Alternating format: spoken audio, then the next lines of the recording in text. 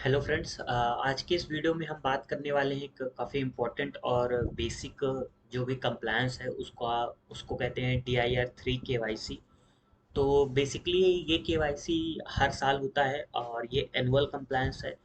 किसके लिए ये अप्लाई है? तो जनरली जिस भी डायरेक्टर्स के पास 31 मार्च या उसके पहले, मतलब अगर फाइनेंशियल ईयर अभी आज क्लोज हो रहा है 31 मार्च में, तो इसके पहले आपको 31 मार्च के पहले आपने कोई दिन ऑब्टेन किया है या उसके पहले से ही आपके पास कोई दिन है, तो उसके लिए क्या प्रोसीजर अप्लाई होगी, क्या कौन से ऐसी ड्यू डेट्स हैं, क्या क्या प्रोसीजर अप्लाई करनी पड़ती है, कौन सा फॉर्म है, तो वो सब आज हम इस वीडियो के अंदर देखने वाले हैं।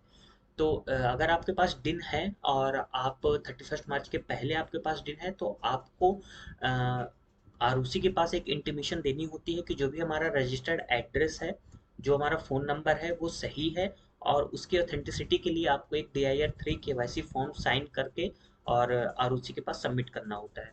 तो जनरली इस फॉर्म में दो दो टाइप के फॉर्म होते हैं। एक केवाईसी वेब फॉर्म होता है और एक केवाईसी फॉर्म होता है, नॉर्मल फॉर्म होता है DIR 3 KYC।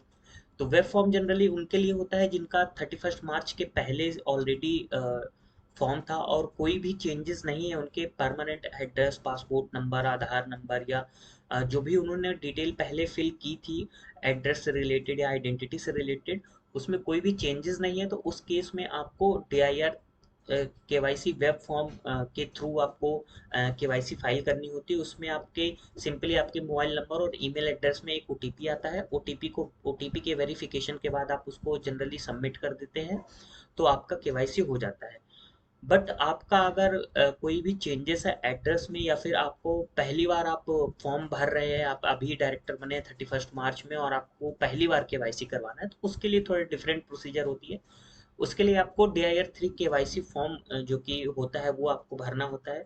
उसके लिए आप अपना जो भी डिटेल्स हैं, आपकी एड्रेस से रिलेटेड, आपकी आइडेंटिटी से रिलेटेड, आपका आधार नंबर है, आपकी दूसरी जो चीज़ें हैं उससे रिलेटेड आपको जो है डिटेल्स फिल करने के बाद और उसमें सील साइन लगाने के बाद आपको सेल्फ अटेस्टेड कॉपी आपके आधार कार्ड की या पैन कार्ड की, जो भी आप देना चाहते हैं, आधार कार्ड बेसिकली इसमें लगता है।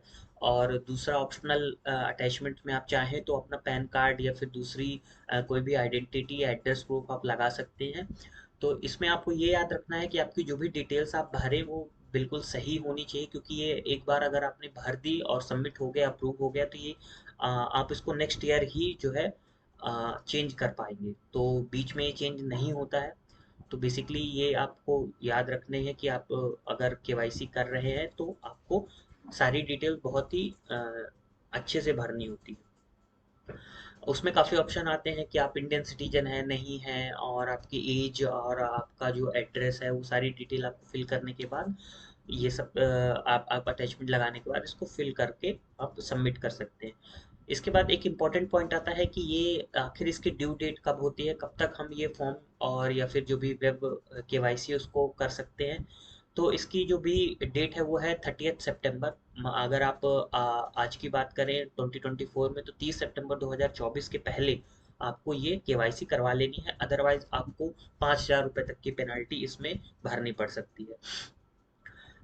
तो अगर आपके पास डिन है ऑलरेडी और 31 मार्च के पहले आपने डिन अभी नया लिया है, तो उस केस में आपको फॉर्म की रिक्वायरमेंट होगी। और आप अगर पहले से ही डिन ऑब्टेन करके रखे हुए हैं, आपका पहले केवाईसी हो चुका है, आप खाली उस केवाईसी को रिन्यू करना चाह रहे हैं, तो उस केस में आपको वेब केवाईसी का रिक्वायरमेंट होता है।